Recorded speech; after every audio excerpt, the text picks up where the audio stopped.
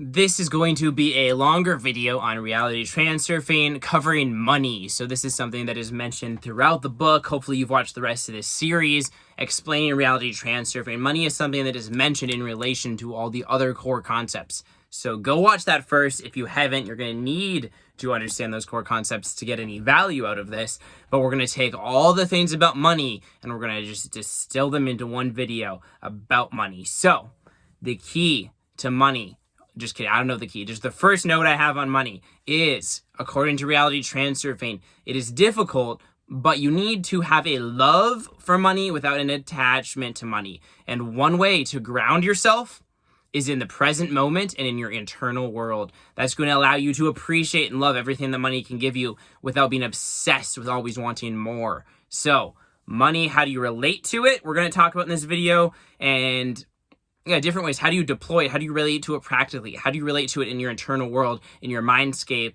How do you reframe your relationship to money and not allow it to be in the way of what you actually want in life? So, next note we got here. Fear is extremely powerful. A lot of people, I myself have had so much fear I'm still working through about money. It's crazy how much fear I had about money. Fear is so powerful. Worrying that your income is gradually decreasing. Worrying that your financial stress is coming, that there's something bad will happen financially, that you never have enough and you never feel secure, is a powerful way to create lifelines where this is the case. So you need to get out of having a relationship of fear with money. This video is going to tell you how to do that. The rest of this series on reality transurfing is going to tell you how to actually do that. Practice gratitude for the money you have. Be ready for more, but relaxed and content, not needing it. Pendulums, which we talked about in a previous video, collective thought patterns, pendulums, will convince you that you need money for your goals. But then what happens is money actually becomes your new goal. You need to realize that money is not the goal, and money is not necessarily necessary to get to that goal. People lose focus on their goals and start to focus on money. They get out of touch with what their heart really wants, and they lose that deep power, that deep powerful intention that happens when you're in touch with what your heart wants. So don't let yourself get in touch with the money you want and focus on money, because you're going to lose all the power, all the motivation, all the deep powerful intention from within your heart that comes on focusing on what you really want. So the pendulum will convince you that you need money to get there, but that's a collective thought pattern, a belief you need to let go of. Focusing on money. Treat money with respect. Be responsible with money, but do it without fear. If something is part of your true goals, if something is in alignment with your path, your door, your transfer chain, spend money on it. Spend money willingly on things that move you towards the reality you want. Use money as a tool. Spend it wisely, but don't be afraid to spend it and get rid of it and part with the money to move you towards the life that you want. Promote the lifelines and goals you want. So, one example of the pendulum of money is this super common belief that it's crazy that people have. They have this idea, I need to work till 65 all week, every week, 9 to 5, 40 hours. Once I do that, I'll have some money and I can go on a vacation. It's just not true. I spent probably $1,000 a month traveling in my car, going to all the most beautiful places all over the United States, camping in the wilderness, having the peak experiences of travel and everything that money can offer you, seeing the most beautiful parts of the world, and spending time out in nature. So, $1,000 a month, you can save that up and go do that for a couple months while you're young and while you can experience the peak of living. You could even save a couple $1,000s in 1 month. I don't know how much it's going to take you, but you can. It's totally possible to make it so that you make more money than you spend. It's just possible. You can just figure that out. You're going to have to figure that out one way or another. You don't have to wait till you're 65 to do that. And so, and you can even, there's people, oh my God, there's these people who go in like 7 of them in a van to go do that. You don't even have to have a car. You can get in someone's caravan and just hop in alone. There's communities out there that do that. That'll help people do this. It's so possible, so feasible to go travel and have these amazing experiences without much money. So don't let yourself believe that crazy belief that you need to be 65 years old and retired with a big 401k and $500,000 to go travel the world. I'm going to read a passage here From the book, Reality Transurfing, it is almost impossible to avoid a dependent relationship on money because it is very hard to love money without wanting more of it, as we already said. All one can do is attempt to limit the aspect of dependency, keep it to a minimum. Be happy if money has come to you, but never kill yourself worrying about not having enough money, or worry about spending it. Otherwise, you will have less and less of it. If a person does not earn much money, they probably make the mistake of complaining that they never have enough, because the parameters of this type of thought energy correspond to lifelines in which there is no wealth. It is particularly dangerous to give in to an anxiety that your income is gradually decreasing. Fear represents the most energetically intense emotion a human being can experience. And so when a person fears losing money or not earning enough money, they activate the most effective method there is for shifting to lifelines where they really do have less and less money. Freeing oneself from the money trap is difficult, but it can be done. First, the cause of the excess potential has to be eliminated, which will either be strong dependency on money or a very intense desire to have money. Start by accepting and enjoying what you already have. Remember that things could always be worse. You do not have to stop wanting money entirely, but you can relax about the fact that it is not rolling in with the force of a gushing river. Take the position of the gambler, who could at any moment just as easily hit the jackpot as lose everything.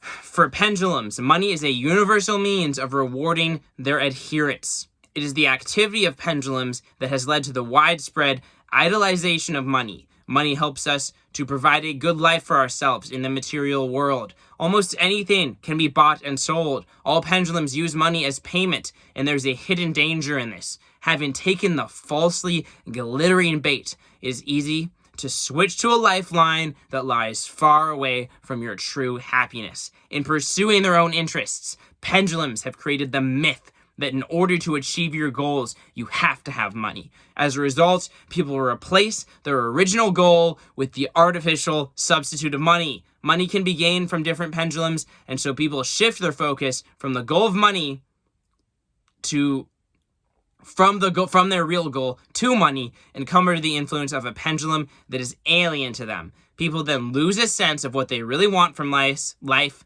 and focus on the fruitless search for money. This state of affairs is very profitable for the pendulum, but not so profitable for the individual, who becomes dependent and loses their way. No one will ever make a lot of money working for a pendulum that functions outside of the context of their true purpose, because they just end up serving someone else's objective.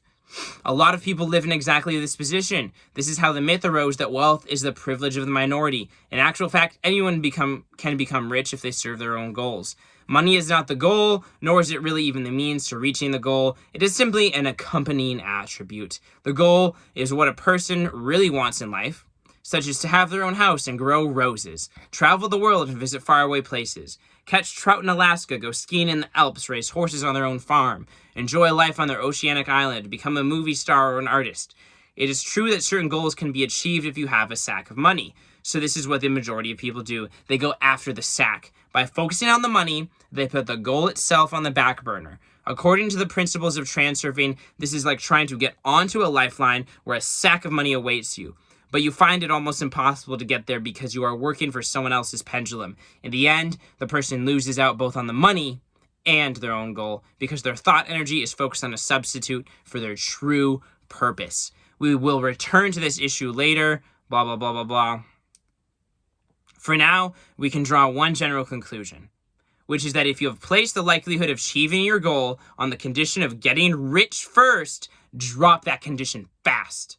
Let us take an example. If your dream is to travel around the world, then obviously this requires a lot of money, you might say. To fulfill the dream, do not think about the money. Keep your thoughts on the original goal. The money will come to you because it is an accompanying attribute of the goal. It is really very simple. It sounds unlikely, I know, but this is really how things work, and soon you will realize that for yourself. In pursuing their own end, pendulums have turned everything upside down. It is not that the goal is achieved with the help of money, but rather the money that follows on as you create the path towards your goal. Now you can see just what a powerful influence pendulums have and how many seeds they have been sown for myths and misunderstandings. Listening these lines, you may object that it is obvious. There's always some typos in here. That it is obvious that first a person becomes a large industrialist or a banker or a film star, and then they become a millionaire. It is true that those who become millionaires are those who think not of wealth, but of following their own goal. The majority of people think and do the opposite. They either serve someone else's goal, replacing their own with an artificial substitute, or renounce their own dream entirely because the condition of having to be rich first seems unachievable. In actual fact, there are no limitations to wealth. You can desire anything you want. It is truly yours to have, and you will receive it. If the goal has been imposed upon you by a pendulum, you will not get anywhere. We will talk about goals in more detail later. I am rushing ahead a little, but that is unavoidable because there's not anything else to be said about money. Money is nothing more than an accompanying attribute on the path to your goal. Do not worry about money, and it will come to you of its own accord. The most important thing now is to reduce the importance of capital to a minimum so that you do not create excess potential. Think only of the thing you wish to achieve. At the same time, you should be attentive to money and treat it carefully. If you see a small coin on the street and you are too lazy to pick it up, it suggests that you do not respect money at all. The money pendulum will hardly be well disposed towards you if you treat its attributes carelessly. Neither should you worry about spending money, because this is a necessary part of fulfilling your mission. If you have made the decision to spend money on something, have no regrets. When you try to save up a handsome sum and spend as little as possible, you create strong excess potential, because energy has been built up in one place. In this case, it is highly likely that you could lose everything. Money should be spent wisely to keep a healthy flow going, as potential appears where there is no flow of energy. Wealthy people support charities with good reason, as it reduces the excess potential of their accumulated wealth. So, money is just something that there's such a strong pendulum on in modern society. A lot of the principles of reality transurfing you'll see in your relationship to money, and it's really crucial that because so many people everyone pretty much is just bought into this idea you need money to get the thing. And maybe money is a good part of that, but you got to focus on the actual thing. Your inner world can't be focused on money. Your heart doesn't care about money. Your heart doesn't care about a big stack of cash. So that's the video. Go watch the rest of the series. Go like and comment. If you've watched this far, you got to like and comment. You got to help me out. You got to get it so more people see this. Peace.